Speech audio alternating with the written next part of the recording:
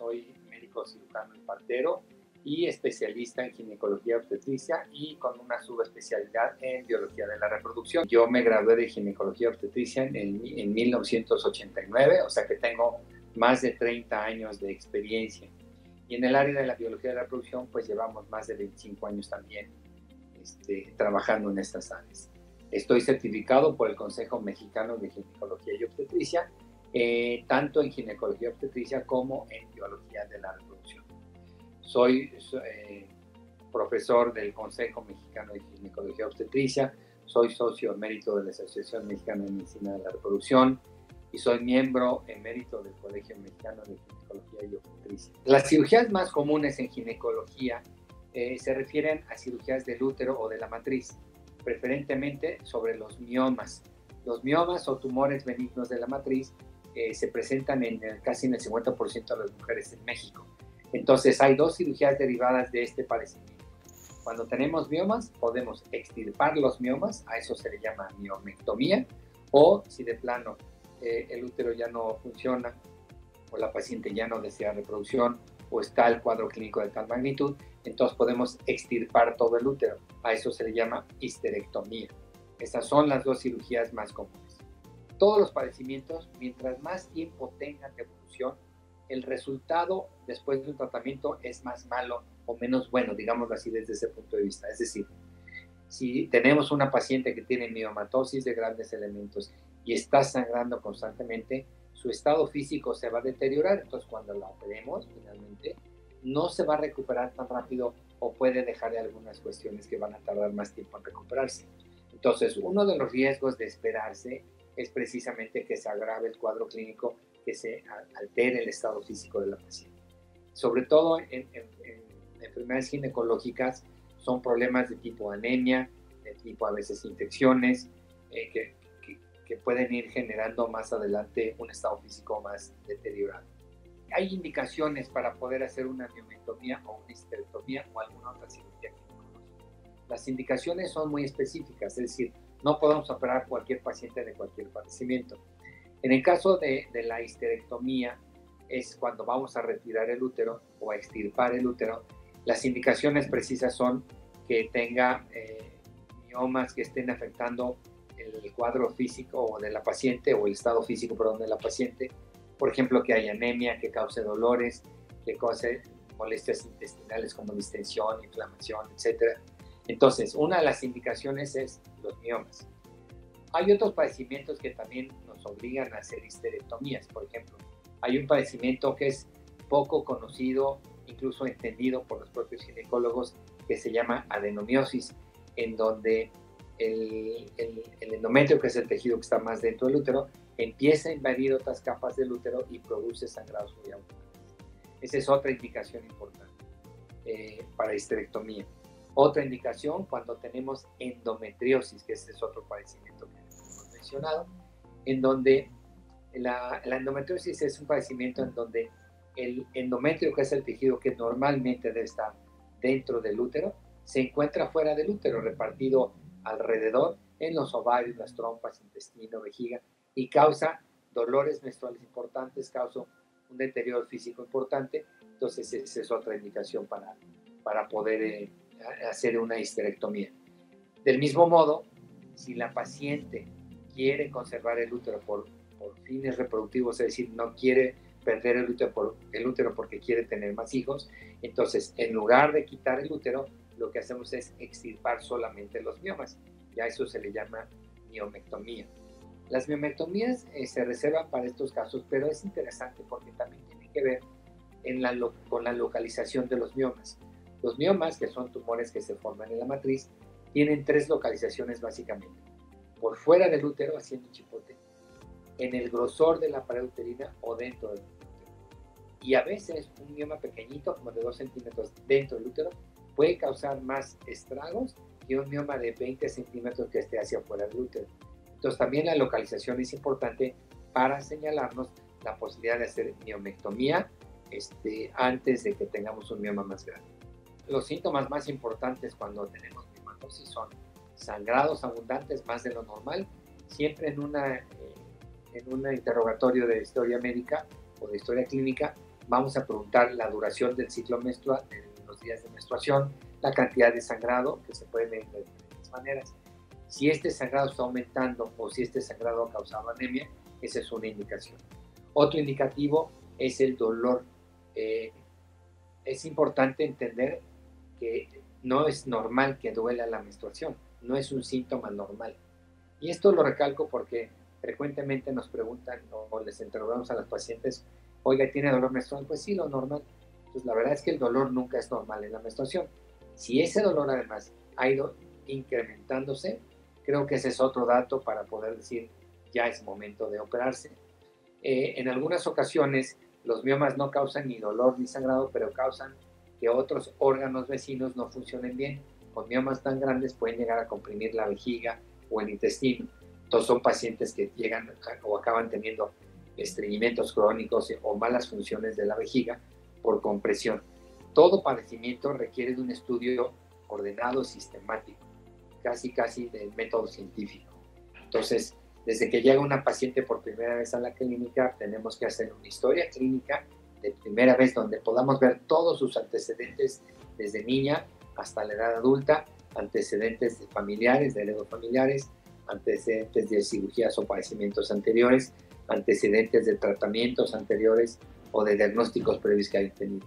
Todo esto es importante, lo congregamos en un formato de historia clínica y partiendo de esa base y de un buen interrogatorio en relación al padecimiento actual, pasamos entonces a la exploración física de la paciente, desde el aspecto que no se vea anémica, que tenga un buen estado de conciencia, que no tenga dolor o fases de dolor, que no se vea muy distendida. Todas esas son cosas que podemos ir viendo durante un interrogatorio y después en la exploración física de los pacientes. Hoy en día es más que una herramienta, es parte de nuestro equipo esencial el tener un equipo de ultrasonido para poder realizar un estudio de ultrasonido en la paciente y tener desde esa primera consulta un diagnóstico por lo menos preliminar. Dependiendo del cuadro clínico en lo que encontremos en la exploración física y en el estudio de ultrasonido, es muy probable que tengamos que solicitar algunos análisis de laboratorio. Por ejemplo, biometría hemática o química sanguínea para ver si no hay anemia, si el riñón funciona bien, pero también a veces podemos llegar a tener que solicitar estudios de imagen complementarios, dependiendo del cuadro clínico y de las características que tenga cada paciente. Una vez teniendo los estudios de laboratorio y de imagen, integramos ya un diagnóstico completo para poder entonces otorgarle a la paciente tanto la opción del tratamiento o las opciones de tratamiento que puede tener, como comentarle los riesgos y beneficios de cada uno de estos tratamientos o de cada una de estas opciones que le vamos a dar. Empezando por el hecho de que todas las mujeres deben recibir un chequeo o hacerse un chequeo por lo menos una vez al año desde que entran a la edad adulta. Yo creo que es importante. Yo incluso extendería esto a hablar de que aquellas mujeres que iniciaron su vida sexual, no importa que haya sido muy joven, también tienen que recibir este chequeo o hacerse este chequeo o esta revisión por lo menos una vez al año. Esta revisión anual nos va a permitir diagnosticar padecimientos a veces antes de que se presenten síntomas o antes de que se presente un cuadro clínico específico. Creo que ese es el primer punto. Entonces, la primera idea es que la paciente deba saber que por ser mujer se debe estar checando constantemente de su salud, sobre todo de su salud ginecológica, para que prevengamos o detectemos a tiempo ciertos padecimientos. Dentro de ello, existe la situación de realizarse una prueba de Papa Nicolau para poder detectar cáncer cervicouterino. Hoy se llama también a otro estudio que llamamos colposcopía. También se incluye o se debe incluir en muchas ocasiones en esto. Y junto con el chequeo, donde vamos a hacer la misma revisión y la misma exploración con un equipo de ultrasonido, creo que eso nos va a permitir evaluar de manera integral a cada paciente. Entonces, aunque no tenga síntomas, si la paciente está acudiendo constantemente a sus chequeos, vamos a poder detectar padecimientos que de otro modo detectaríamos muy tardíamente, ¿no? Si nosotros evaluamos perfectamente bien a la paciente, vamos a saber cómo manejarla antes, durante y después de la cirugía. Vamos a saber cómo darle el manejo más adecuado para que precisamente su recuperación sea más agradable, más adecuada. Si la paciente tiene anemia, vamos a tener que darle hierro, vamos a tener que transfundirla. Si durante la cirugía tiene ciertos padecimientos como hipertensión, obesidad, diabetes, vamos a tener que recurrir muchas veces a un médico internista para dar un manejo integral a esta paciente y que sus padecimientos no compliquen su recuperación. Pero también es muy importante que la paciente se cuide. ¿Cómo? Con una muy buena dieta, evitando irritantes, grasas, condimentos, una dieta que me permite evacuar fácilmente, una dieta que no me estriña, pero también siguiendo sobre todo las indicaciones del médico. Creo que esa es la parte más importante. Si la paciente sigue las indicaciones que le vamos a dar, la recuperación va a ser muy buena y total. Eso es un hecho. Y si la paciente no cumple con las recomendaciones que le estamos dando, le va a costar más trabajo recuperarse. Bueno, el tiempo de una cirugía varía de paciente en paciente, de cada padecimiento es diferente. En general, hacer una miomectomía tarda como 1 hora, una histerectomía tarda como 1 hora, hora y media, también dependiendo del cuadro clínico. Hay otro tipo de histerectomías. La histerectomía tradicional que yo estoy explicando es aquella donde extirpamos el útero por vía abdominal. Existe también la histerectomía vaginal, en donde la paciente, sobre todo pacientes que ya tuvieron 2 o 3 partos o más, pueden tener su descenso del útero, lo que llaman caída a la matriz, y entonces se puede extirpar la matriz o el útero por vía vaginal, y la cirugía también es muy noble en ese sentido, aunque también tarda como 1 o 2 horas. Es muy difícil asegurar que alguien no va a necesitar una cirugía más adelante, pero en el caso de los miomas sí pueden recurrir. A pesar de que yo quite miomas, pueden volver a aparecer. Lo que sí se tiene que hacer es recomendarle que a partir de que se operó, siga o lleve a cabo un seguimiento adecuado con el equipo médico, de tal manera que cuando vuelvan a aparecer estos padecimientos o estos miomas, se detecten más rápidamente y se manejen más rápidamente. Pero en general, una vez que extirpamos un útero, pues ya no va a tener que tener mayor sintomatología, y lo único que sí es importante es que la gente cree que después de extirpar el útero ya no tiene que checarse, y sí se tiene que seguir checando, porque recuerde que la mujer no es nada más útero, también tiene ovarios, también tiene vagina y también tiene senos, y tenemos que estarla checando de todo eso. Para hablar de temas de urgencia, de emergencias en ginecología, hay que entender de algún modo que la mujer puede presentar diferentes cuadros de emergencias dependiendo de la edad. Es decir, hay padecimientos que son de pacientes muy jóvenes o padecimientos de pacientes de mayor edad. Es decir, la vida reproductiva de la mujer, que empieza en la adolescencia y termina en la menopausia, es un periodo muy amplio en el cual podemos encontrar en diferentes etapas diferentes cuadros de emergencias. Y vamos a mencionar algunos. En pacientes jóvenes, sobre todo, se presentan los padecimientos más frecuentes, son los quistes de ovario, que normalmente son tumores benignos del ovario, pero que estos quistes pueden presentar o causar dolor, y este dolor puede verse ser poco a poco o un dolor agudo. Voy a explicar el por qué. Cuando tenemos un quiste de ovario, el ovario puede girar sobre su propio eje y entonces la base del ovario se comprime. Entonces a ese ovario ya le falta circulación y entonces puede presentar un cuadro abdominal agudo. Entonces la torsión del ovario es una de las emergencias que podemos encontrar, sobre todo en pacientes jóvenes. Aunque se pueden dar a cualquier edad, es muy frecuente o más frecuente en pacientes jóvenes. Otra situación frecuente, y de hecho operamos de vez en cuando estos casos, la paciente cuando ovula, la ovulación se da a mitad del ciclo, y en ese momento la ovulación es un proceso, yo diría, literalmente explosivo. El folículo que contiene el óvulo explota en un momento dado, libera el óvulo y libera el líquido, pero en algunas ocasiones puede reventar de tal manera que además de liberar líquido, empieza a sangrar, y ese sangrado dentro del abdomen produce un cuadro también de abdomen agudo que llamamos síndrome de folículo hemorrágico, y generalmente es quirúrgico y se tiene que atender como si fuera una apendicitis. Creo que esos son los 2 padecimientos más frecuentes en cirugía de pacientes jóvenes. En pacientes de mayor edad, como arriba de los 30, 40 años, podemos tener cuadros de emergencia por hemorragias. Estas hemorragias generalmente pueden deber, ya lo dije yo, a miomatosis o a adenomiosis. pero las hemorragias pueden llegar a ser graves. No, o sea, normalmente una menstruación puede ser en total 4 o 5 días, en un total de a lo mejor 250 mililitros, pero una hemorragia en una paciente con miomas puede tener una hemorragia o una pérdida de sangre de 1 litro en menos de un día. Entonces, esa es una verdadera hemorragia que tenemos, una verdadera urgencia que tenemos que corregir de inmediato, porque si no, corre peligro la vida de la paciente.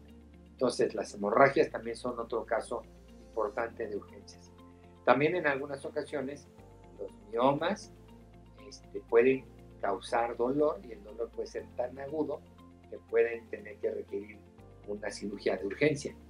Y finalmente, la paciente puede tener endometriosis, también puede tener o ruptura de ese tumor de endometriosis regando líquido también en el abdomen y causando un cuadro agudo, o en algunas ocasiones puede llegar a tener un crecimiento tal que obstruye el funcionamiento de otros órganos como el intestino, y al paralizar el intestino presentar un cuadro agudo por parálisis intestinal. Bueno, lo primero antes de esto es que cualquier paciente, como ya lo dije, tiene que estarse checando con su ginecólogo, y entonces deben tener a su ginecólogo de cabecera, creo que es la parte importante, y deben tener una comunicación directa con él. Esto es muy importante porque el tiempo en urgencias es oro. El tiempo puede ser la diferencia entre que quede bien o que no quede tan bien las cosas. Entonces, lo primero es no esperarse a que se agrave y no solicitar consejo de gente que no es médico o de gente que le puede malinformar a la paciente y hacerle perder más tiempo o incluso afectar su estado de salud. Entonces, ante cualquier síntoma que no es habitual, lo primero es tener comunicación con su ginecólogo. Creo que es la parte inmediata y fundamental para que tengamos buenos resultados. Bueno, dependiendo del cuadro, pero en general son pacientes que deben seguir teniendo un buen seguimiento con su médico. Una vez operada y resuelto el caso, hay que seguirla viendo durante los siguientes meses para, digamos, certificar que la recuperación sea total, y a partir de ahí darle, digamos, sesiones educativas para que sepa cómo debe cuidarse, cómo debe checarse, cómo debe tener alerta en la mente, alerta la cabeza para por cualquier detección de síntomas raros, pues acudir de inmediato.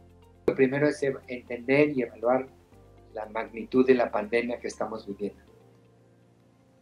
La magnitud de la pandemia es tal que se requiere de toda la fuerza de los servicios de salud para poder atender a la población, y aún así esos servicios están rebasados completamente por la magnitud de la pandemia. Ante esta situación, muchas instituciones, además de que se ven rebasadas, pues se ven escasas de recursos, se ven escasas de recursos humanos, de personal médico, etc. Además de ello, creo que hoy en día la parte, diría yo, medular para entender bien cómo debe atenderse o por qué debe atenderse una cierta institución, en cierto lugar, es el trato personal. Creo que esa es la diferencia que puede hacer para que una paciente se recupere mejor y le vaya mejor en cualquier tratamiento o cualquier cirugía. Como decía yo, el sistema de salud está rebasado, entonces va a ser muy difícil que tengan la atención en el tiempo adecuado o en el momento adecuado para que no se vaya a complicar más. Una de las situaciones que a veces se presentan en las instituciones públicas es que el médico que te ve en la consulta no es el médico que te va a operar, ni tampoco es el médico que te va a pasar visita cuando estés operada, ni tampoco va a ser el médico que te revise un mes después. Es un sistema, es el que tienen ellos, y eso hace que no tengan ese contacto, ese trato personal. La diferencia con la medicina privada o la institución privada, pues es de que desde la primera consulta te vamos a estar viendo, la cirugía te vamos a operar, te vamos a atender en el postoperatorio y te vamos a dar de alta un mes después cuando ya hayas salido del hospital y que chequemos finalmente cómo quedó la paciente. Es decir, en la evolución y el trato que le vamos dando a la paciente lo tenemos de todo el tiempo, y eso nos permite tener, digamos, un mejor respaldo para poder atender mejor al paciente y darle mejores resultados. Yo creo que esa es una parte importante. Segundo, pues la rapidez con la que en una institución privada nos podemos atender. Creo que eso es importante, aunque, insisto, sin desdeñar las instituciones públicas, pues sí tienen un sistema en el cual no permite que sea tan rápida la atención de un paciente. Y también es importante, y esto creo que hay que entenderlo y explicarlo, cuando una paciente viene a consulta y tiene un padecimiento, no se trata de que el médico haga el procedimiento que quiere imponerle al paciente. Se trata que el médico le explique al paciente qué tiene y que ella decida qué quiere hacer. Al final, la decisión de si se opera o no es de la propia paciente. Y finalmente, bueno, pues el trato personal debe conllevar al hecho de que cuando yo pase visita, yo voy a llegar a decirle, señora Laura, ¿cómo está? Buenas tardes. Y no voy a preguntar, ¿cuál es su nombre? Ah, fulanica. Ah, ¿de qué la operaron? Pues, digo, imagínese ese tipo de, de visita, pues no es una visita médica, ¿no? Depende del padecimiento. Una paciente que tiene hematosis y que está con anemia no puede aplazar su tratamiento. Efectivamente, COVID, la pandemia es un riesgo importante y también es cierto que las instituciones o los grandes hospitales públicos pues están llenos de pacientes con COVID. Entonces el riesgo de que aunque no tengas, te internes y te operes y te puedas contagiar adentro, pues es alto, ¿no? Entonces creo que eso nos lleva a tratar de evaluar, haciendo un buen balance, el riesgo-beneficio de atenderse. Definitivamente en las urgencias no hay modo de esperarse. Una urgencia te tiene que operar de inmediato. Y las cirugías programadas, creo que si lo hacemos con tiempo y buscamos el mejor lugar con el menor riesgo de contagio, creo que nos puede ir mucho mejor. Si tienen un buen médico ginecólogo de cabecera, primero que nada, háganle caso a él. Es decir, si él les dice, oye, yo te puedo atender en tal o tal institución, creo que es muy bueno, porque generalmente el ginecólogo te va a decir donde él se siente a gusto, donde él sabe que existen todos los elementos necesarios. Creo que es importante eso y no tratar de imponer una institución como tal porque me dijeron que era muy buena, cuando a lo mejor el ginecólogo no va a ella o no atiende muy seguido ahí. Segundo, cuando se atiendan de cualquier padecimiento que requiere de una cirugía, hay que buscar las credenciales del médico, esto es muy importante. Es importante saber que es un médico y que es un especialista. ¿Y cómo lo podemos saber eso? Bueno, pues a través de diferentes herramientas que hoy tenemos para saber que este especialista cuenta con las credenciales adecuadas. Una de ellas es el Consejo Mexicano de Ginecología y Obstetricia, que hay una página en donde pueden checar si este especialista, o que se dice especialista, si está certificado o no. La página es cmgo.org.mx